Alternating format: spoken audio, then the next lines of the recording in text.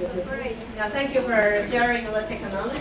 Now, let's welcome Judy to share more about the leadership.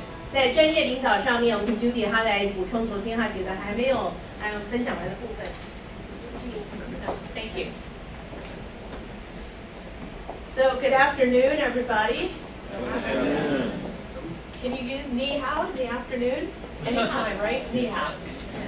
As soon as the PowerPoint comes up here, can you find it? Leadership? There you go. We're going to talk about leadership, and I want you to start thinking about leadership as the slides come up. And I've titled this Collaborative Leadership. Has anybody heard of that? Collaborative leadership? We're going to talk a little bit about that because I heard you talking about that all morning when you were presenting on your centers and what collaborative leadership is all about. Hold on for just a second. Kendra, you could just go ahead and put it up and then you can get to that at the end. How's that?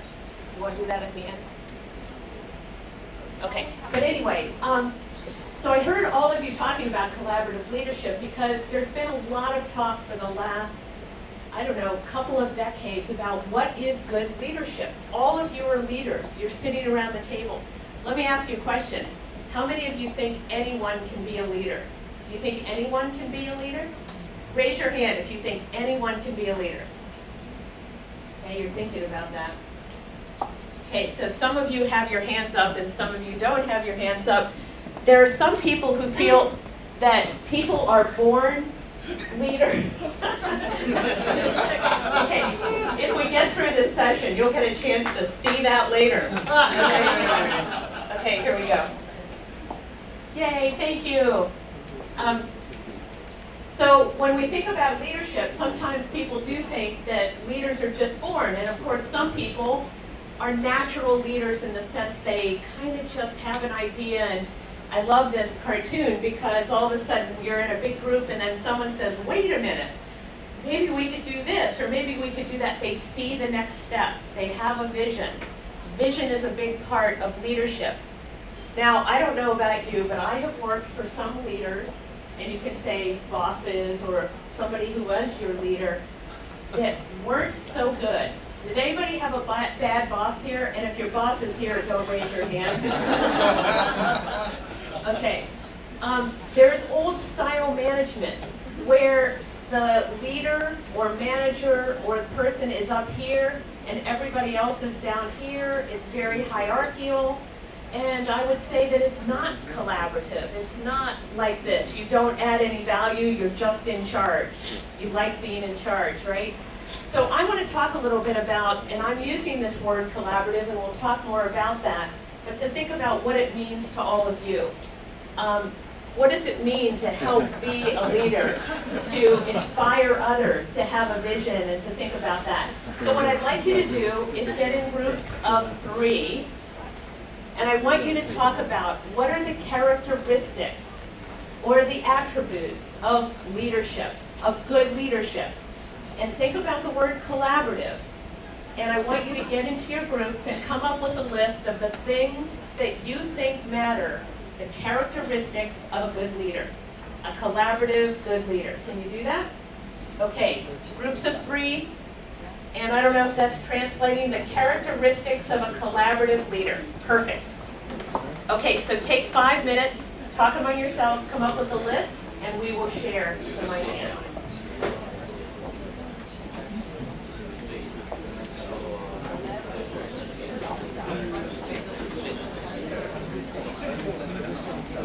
Let's share some of your characteristics of what a collaborative leader means to you and what the characteristics might be. Does anybody want to share one? What's the characteristics? 我觉得我们刚刚讨论，我们觉得一个好的领袖，合作式的领导应该他能够倾听众人的意见，而且他是一个逻辑清楚、能够分析而且总合众人意见的人。那他也需要具备领袖气质，然后还有危机处理的应变能力，还有适才而用的方法，这样子。So that was more than one, but some really good things. respect listening. When we think about listening, it's such an important skill, and that a lot of us do not do active listening, and it's a really important trait for a leader. And there was one other that I missed. Yeah, what was another?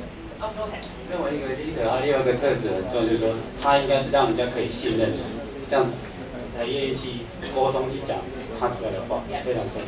Yes, build trust. It's really important that you trust your leader. Excellent. Anybody here? Yes, your leader. Well, that's what I want to say.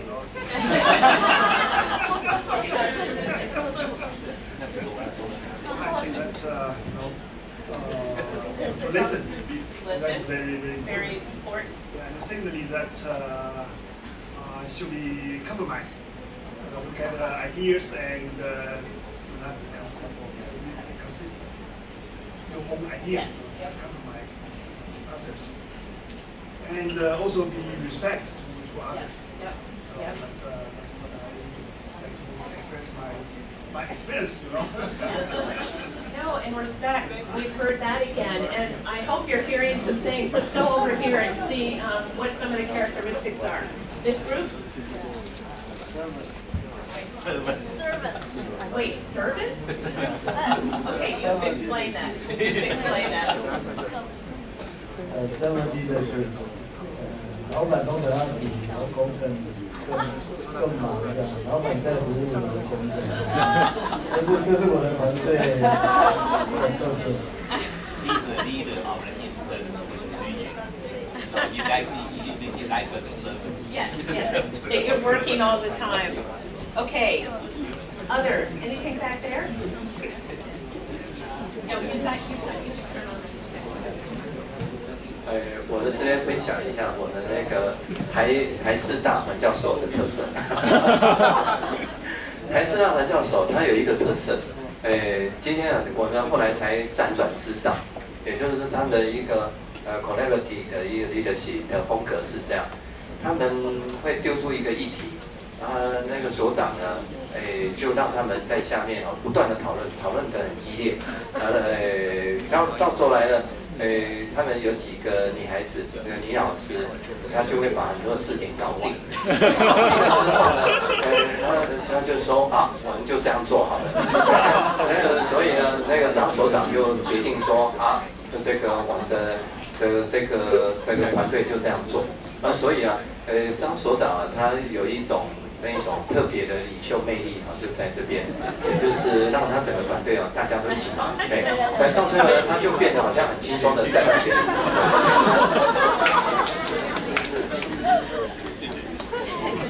Okay, so I think the translation on that, I might have missed a few things, but I heard charismatic as a leader, but I also,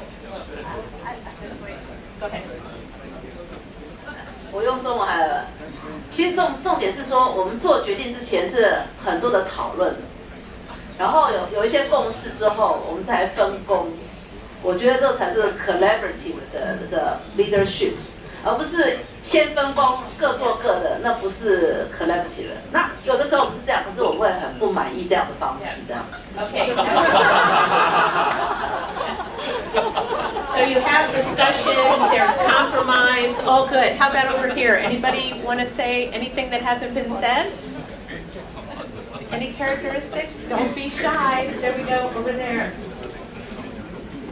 用中文讲好了。我觉得说一个合作式的领导，它最重要的是那个每个人都是领导者，因为这样合作的话是彼此有共识，因为每个人在组织当中都有他不可取代的强项以及能力。那我觉得这个合作式领导当中的这个领导者呢，他必须要懂得尊重每一个人、每个团员。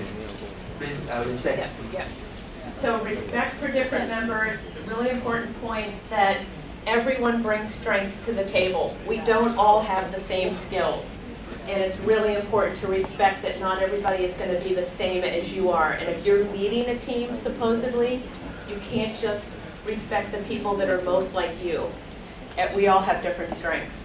Okay, over here, anybody else? Okay, great example of what leadership means. And I was just going to talk very briefly in the short term we have about just a couple of, there's so many great books on leadership and management. And just to say a few words about maybe the difference between leadership and management. I don't know if anybody has ever heard of an American called John Kotter, but he's done a lot of work in leadership and management over the years, and I love how he characterizes we need to do the right things, and it's kind of managing change as a leader, and then we need to do things right, which is more the management. It's how you do it. So thinking about leadership of managing change and management and operations, you're actually doing things right and managing the complexity of an organization or a project. And there's a lot of overlap between leadership and management. Sometimes we get them confused and they're a little bit different. Does that make sense to you? Doing the right things, doing things right. A colleague of mine at an organizational development firm, Steve Joyce, often talks about a leadership framework of collaborative leadership where a really important piece of a leader is being able to develop a collaborative vision. Not just that I would develop my own vision and then hope everybody likes it. It's a collaborative process, but if you don't have a vision and know where you're going, and we talked about this yesterday, it's very hard to make that progress and get people inspired as you go along. The idea of building alliances and coalitions. You talked about that all morning. That's what these centers are all about. All the collaboration, bringing stakeholders together, working across boundaries, really important. And then several of you mentioned the ability to motivate and inspire. So all of you who are leading efforts, whether you're leading a team, you're leading a center, you're leading an organization, a department, if you can't motivate and inspire others, it's much harder to get the work done because people want to be motivated. They want to come in with, you know, the inspiration and the ideas that they can actually make a difference, and they're motivated by where the goal and where you're going. So when I think about a framework, one way you can think about this is collaborative leadership can be all of this, but the leadership part of the vision and strategies, the building alliances and coalitions, both inside an organization and outside, working with leaders across diverse groups, working with stakeholders, and the motivating. It's really important to speak to the values and ideals of the people you're trying to motivate. And then, this is really important, recognizing the people who make success possible. And we talked about that yesterday, thanking people, recognizing your team, talking about if you've got an equal partnership, that you're really trying to recognize what people bring to the table. So all of that is really important of just thinking about what a framework is. Another person has written about the attributes of a collaborative leader, and I really like this, where it's the willingness to take risks. Somebody mentioned the listening, very important. Passion, leaders that have passion. Optimistic about the future. You don't want to be with a leader or part of a team where the leader is not very empowering or optimistic about the future, that's very negative and doom and gloom. You want really optimism. And then the ability to share knowledge. A lot of people hold knowledge to themselves instead of sharing it because they think it'll make them more powerful. So sharing knowledge, sharing power, sharing credit. Very important parts of leadership. I'll just end with a couple of things here. I really like the idea of this collaborating across sectors and boundaries. And this is really an attribute of most effective leaders today. If you can't work across boundaries and sectors, the interdisciplinary nature, working with groups you've never worked with, these are really important attributes and they're skills we need to learn. And sometimes we don't learn how to do that in school. You come out of school and you haven't ever had a course on how to work with people who aren't similar, or organizations who aren't similar, and there are a lot of skills you need to learn to work with business, government, and the social sectors. The other piece is the building relationships. A collaborative leader is about building relationships. Again, in the old style management, you have a leader never would go around and talk to people, and the developing the different relationships in terms of empathy for the people you work with, patience, listening, coalition building. building relationships, really important. And then again, recognizing and respecting, and we heard that in all the attributes that you talked about. You need to respect the different cultures of the, you need to respect everybody that is coming from different backgrounds, contexts, and cultures. And finally, I'll just say that building great teams is a really important part of leadership. That not everybody is wanting to lead the same team. You know, you have different leaders for different things, but you want a team where everybody feels like they're in it together and we can do things together. So team building is a wonderful attribute of leadership. So if you're a collaborative leader, if you can build a diverse team that can accomplish a shared purpose, and it's having that vision and shared purpose that everybody is on the same board, is on the same level. Okay, so we're going to end with something fun, a little inspiration. So Tangerine, if you could play the video. This is a collection of leadership speeches from American movies. So we're going to play this and hope you enjoy it. Will you fight? No! We will run! And we will lift! The greatest night of our lives. You're gonna let it be the worst. And I guarantee if we all go by your life, you won't regret walking out, letting them get the best of it. Well, I'm not going home. You're too far! And I'm gonna stay right here and fight for this lost cause. The day may come when the courage of men fails, but it is not this day. Yeah. This one, not fun. I'm not saying it's going to be easy. You're going to work harder than you ever worked before. But that's fine. We'll just get tougher with it. A personal grit is key that shows real determination. Failure is not an option. That's how winning is done. Believe me when I say We can break this army here. And we just want them to get there. What I say to you, what every warrior has known since the beginning of time. You've got to get mad. I mean, some mad dog me. if you would be free men, When you will fight to fulfill that promise, let us cut out their living guts 1 inch at a time. And they will know what we can do. no man forgets how menacing we are. We are lions. Like a big bear, man. This is your time. Seize the day. Yes. Make a turn off that. Action. Who's with me? Cloud!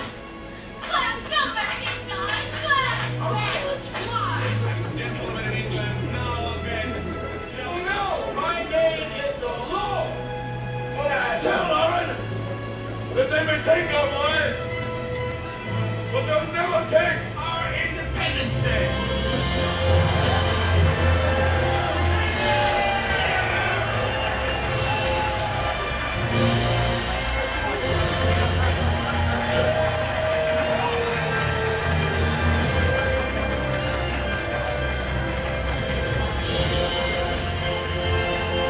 Okay. You guys are going to go out and change the world, right? All of you leaders. Well, thank you very much. I know we didn't have much time for leadership, but it makes a huge difference to talk about it, and being a collaborative leader is really what is going to change the world. So thank you.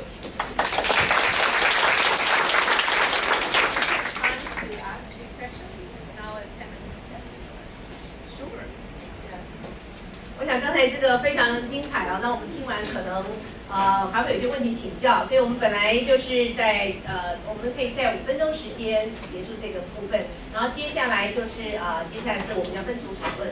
所以刚才有2位的这个报告啊，这个刚才两个课程，看看各位伙伴有没有什么问题要请教的？那包括刚领导的特质啊，怎么样 doing right thing doing things right 这一类的事情大家从领导还有从刚刚科技的应用，有没有什么觉得意犹未尽想要请教的？怎么样进一步来讲？